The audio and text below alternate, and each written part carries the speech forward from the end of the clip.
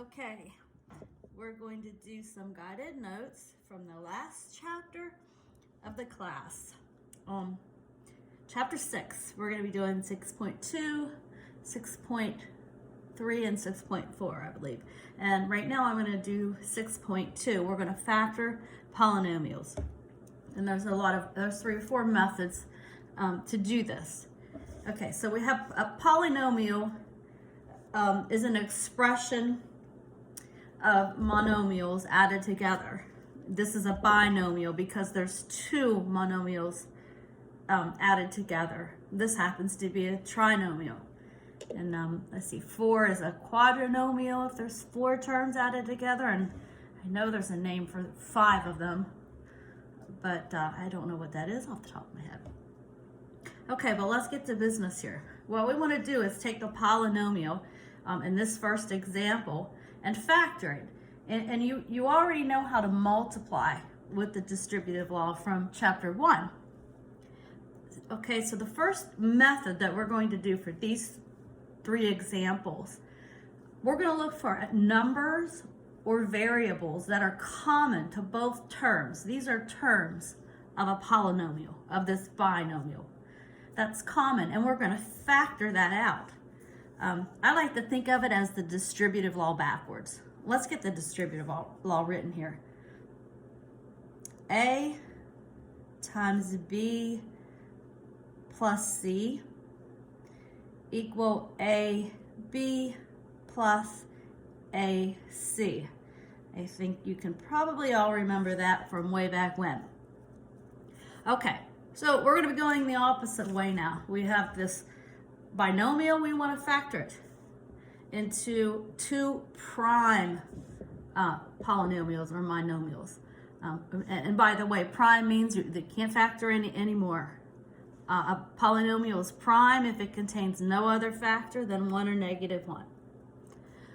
Okay, so the first example, take a look at the 2 monomials and see if you can, by inspection, see a number that's common to both of these terms. And there you can see 7 is common to both of those.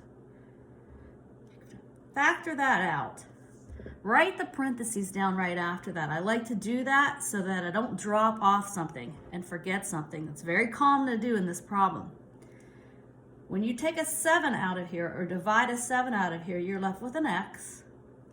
Recopy the minus sign, and then you have a 1 here. This is the part of this equation that always gets forgotten. And you always can check your answer. Use the distributive law and check. And you're going to see why that 1's very important. 7 times x is 7x. And 7 times -1 is -7. So there, you factored 7x minus 7 by taking out a common number. And you're left with 7 times x minus 1. This is prime now. It can't be factored any further. All right, we have another example, a little bit harder, but same method. By inspection, do we see a number that we could factor out from the 4 and the 2? Well, 2 does divide into 2 and 4. So let's take that out. And if you want to go ahead and write parentheses there so that you don't forget to, go ahead. Leave some space in case there's some more that we can factor out. Now we can factor some letters out of here, or variables you may want to call them. Okay, we could take an A out. There is 1 A in both of these terms. So let's take an A out. A to the first if you want to put a 1 above it. You don't have to. Okay, how about an X? We have 2 X's here. X times X and 1 X here. So we can only factor out 1 X. Okay, now what's left? All right, 2AX. Once we took a 2 out of here, 4 divided by 2 is 2. We factored an A out. There's nothing left but a 1. We don't write that 1, but there's a 1 there. And then we have this X we factored out of X squared. So we're going to be left with 1X here, X to the first power. You don't need to write the 1. Recopy this plus sign, and what happens here? This is a problem. This gets dropped off a lot of the times. So because 2ax divides 2ax by 1, you need a 1 here. These 1s are very important. That's why I chose these 2 examples. And check your work. Distribute. See if you did it right. 2ax times 2x. That's 4ax squared. Boom, you did it. 2ax times 1 is 2ax. And there you can see why it's very important that that 1 is there, because I see it all the time, the 1 gone. It has to be there because 2ax times 1 is 2ax. So now you've taken a binomial and you have factored it completely. This is prime now. Okay, one more. This is a trinomial. Let's look at the numbers first. We have a 3, a 12, and a 6. Okay, we can factor a 3 out of here. All right, let's go ahead and, I'm going to go ahead and write the parentheses so I don't forget. All right, well, let's look at our A's. We have 1A, 1A, and 1A. So we can take out an A. An A to the first if you want to write A to the first. And then now let's do our B's. We have 2 B's, B squared, B to the first, and B cubed. So we can only factor out of here 1B. Okay, now using the distributive law backwards, what do we have left here for our first term? We took a 3 out, so there's only a 1 left. 3 divided by 3 is 1. We don't write 1, but there's a 1 there. It's hidden. A divided by A is 1 as well. We took that out. But we have a B squared, and we divided that by B, actually. Took that B out. We are left with a B here. And let's check and see if we're right. 3AB times B is 3AB squared. We did it. That's good. All right, let's go on to the second term. Recopy this minus. There's a good place for a mistake right here. All right, 3 times 4 is 12. A divided by A was 1. We don't need to write a 1 there. And B divided by B is 1. So we just need a 4. And let's check. 3 times negative 4 is negative 12. 3AB times negative 4 is negative 12AB. Recopy that plus here. And we need a 2 and a B squared. Check it. 3 times 2 is 6. A times B squared is A. B cubed. B times B squared is B cubed. There's 3 of them. And now that's prime, and we can't go any further. So that's the first method in 6-2, is just look at each term of your polynomial, look at the number, see if there's something common that can be factored out, then look at your letters or your variables and factor those out. And then always check your answer using the distributive law. You can't go wrong if you do that. You're not going to drop off these 1s if you do check your answer. Okay, and by the way, if something can't be factored any further, sometimes we call that prime. We'll talk about that here on the next page more. We'll have something we can't factor. All right, I hope all that you can see. So let's go to method 2. All right, here we're going to do something called the difference of 2 squares. This is something that you need to memorize. You will see this a lot in life, I think. All right. Here's your formula for the difference of two squares. These are going to be all binomials with minuses. Okay, you're going to have A squared minus B squared equal A minus B times A plus B. Or the other way around, A plus B times A minus B. Okay, so I've got 4 examples here. Okay, we'll look at the first one. We need to notice that there is two things being squared here with a minus in between.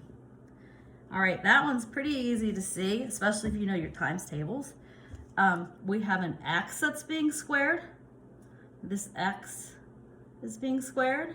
We have a minus sign. And what's the square root of 16? It's 4. So we have a 4 that's being squared. Okay, so this is like your A and this is your B. So this factors into x minus 4 times x plus 4. And I'm sorry if my hand gets over that. I'm using a DIY document camera here. Okay, here's another difference of two squares. It's a little harder to recognize, but this is still two things with a minus sign being squared here. Okay, what's being squared here? Square root of 4 is 2. And then you have an x that's also being squared. So that's your A here. All right, we have our minus sign. And then what is being squared here? The square root of 9 is 3. So that's like your B squared. So this is a little different because we have this x thing squared in here. All right, so we still have a difference of two squares, but A is now 2x and B is now 3. So this is just 2x minus 3 times 2x plus 3. All right, a little bit harder to see, but it's still the difference of two squares. Anytime I see something square with a minus sign, I immediately go to the difference of two squares and see if that fits, if that will work to factor. Okay, here we have another binomial. We have two things, kind of looks like something being square, but really the square root of 20 isn't a perfect square. Okay, this is an example where you need to take out a common number first. That's always what you need to look at when you're factoring. Always look for a common number first that you can take out. And I probably didn't say that enough. I need to keep repeating that through this video. But I'm noticing here that I can factor a 5 out using the method that I just did on the first page. I'm gonna take a 5 out of here. I wanna write the parentheses so I don't forget. I'm gonna write that minus sign so I don't forget. And let's see what we have left here. 20 divided by 5 is 4. And then we have an x squared. Does that work? 20 times x squared works. Okay, and then 45 divided by 5 is 9. So check. 5 times negative 9 is negative 45. Okay, so we took out a common number first. And a lot of times that'll trick you up when you see something that looks like the difference of two squares and leading on to the difference of two cubes, which I believe is in 6-3, you have the same situation occur where there's something common that could come out first. Now we can continue. Recopy the 5.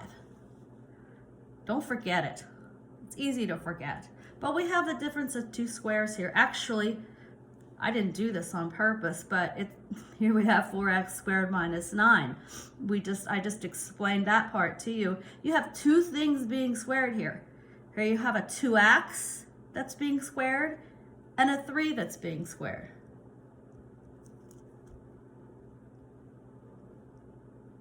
Oops, 2x plus 3. All right, I apologize if my handwriting is messy. I'm just trying to keep this on so that you can see it. Okay, now the last example I have to throw in here. It looks like the difference of two squares. You want to write it x minus 2, x plus 2 really bad, but there is no formula for the sum of two squares. Now that's going to be different for the cubes. There is a formula for the sum and difference of two cubes. This binomial, polynomial with two terms, happens to be prime. You cannot factor.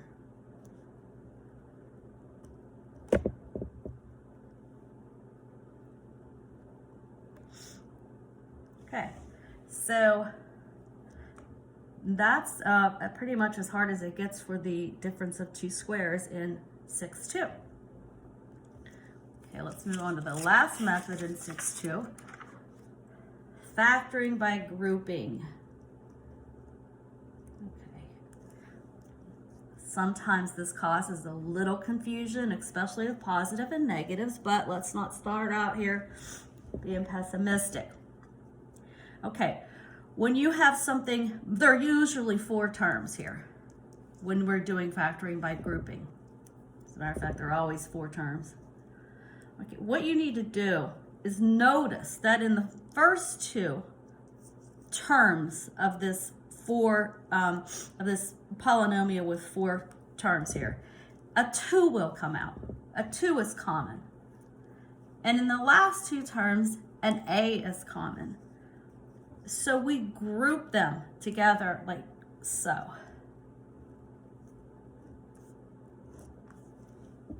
Okay, that's the grouping part. Okay, now let's deal with each of these individually. The first group, 2x minus 2y, there's something common that will come out of that. I'm gonna move down here, which is a 2. There's my parentheses and my minus sign, and I'm left with an x minus y. And let's check. 2 times x.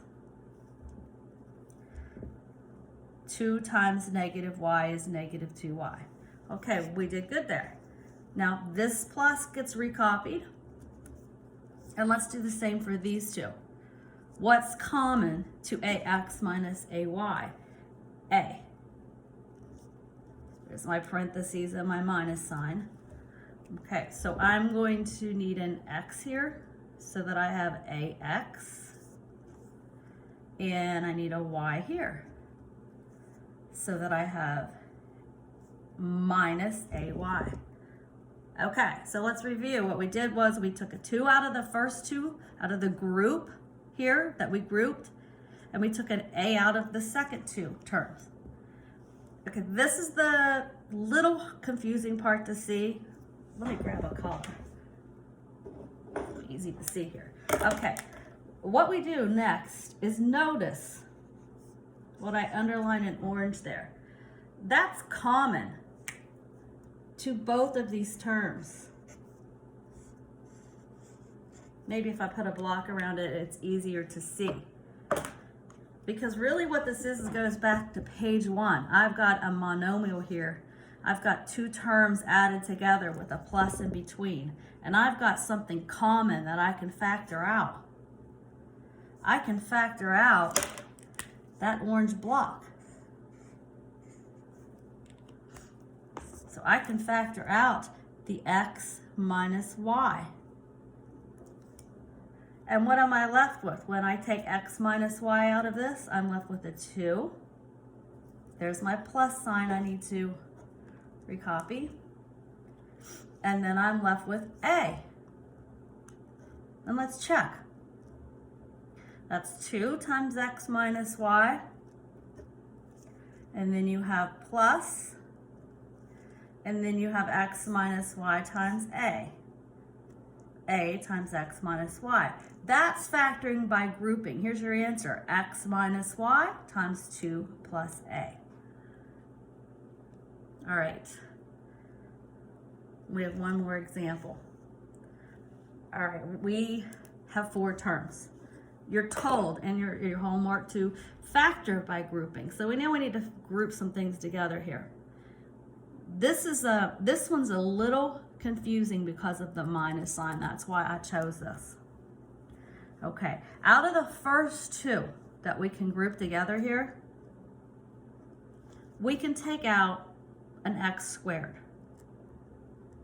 That's common to both of these. There's not a number that's common to both of these, but there is an x squared that's common to both of these. Okay, what do we have left here? An x. All right, so let's check. X times x squared times x is x cubed. Here's our plus sign. And then x squared, if we divided it, if we took an x squared out of this term, we're left with a 6. Let's check. 6x squared. Okay, we got these two. Okay, right here, this negative sign is what you really need to watch out for. This -4 can be factored out of these last two terms. And whenever you have a negative here instead of a positive, just always check your answer, because this is really easy place to make a mistake. I'm going to take a -4. If I'm going to take a -4 out of here, I'm left with an x. Okay, and let's check. -4 times x is -4x. All right, then here, I know that 4 times 6, because I know my times tables, is 24. But do I need a plus here or a minus here?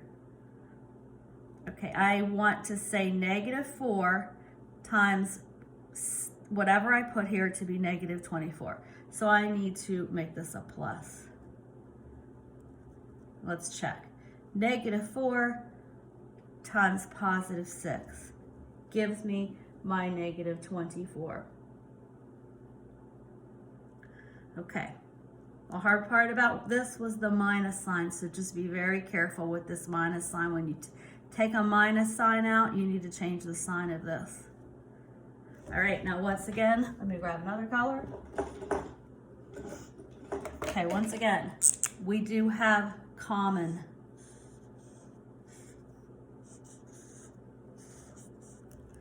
All right, so now the second part of grouping, once you group them together and take out what's common of the two groups, now we do again. We can take that. Oh, I better keep consistent here and use the red again. We can factor that out. X plus 6. We're factoring that out of these two groups.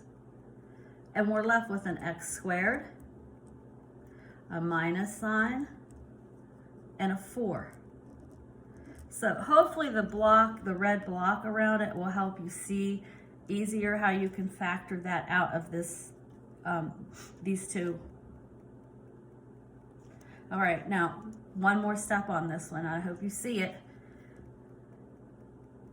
All right, I chose this because this will go down just one more time. What is that? That's the difference of two squares. So I'm going to recopy the x plus 6, and this becomes x plus 2 times x minus 2. Okay, so this is really the hardest one, I think, because you have to group here and you have to factor the negative out, which changes that sign. And then you need to notice, hey, that goes down one more time. That's the difference of two squares. So if you do some of these in the homework, hopefully you'll get used to it. I always thought factoring by grouping was a little hard to see. Okay, there you go for 6.2. And I'll be doing 6.3 and 6.4, and then we're all done for the semester. So hold.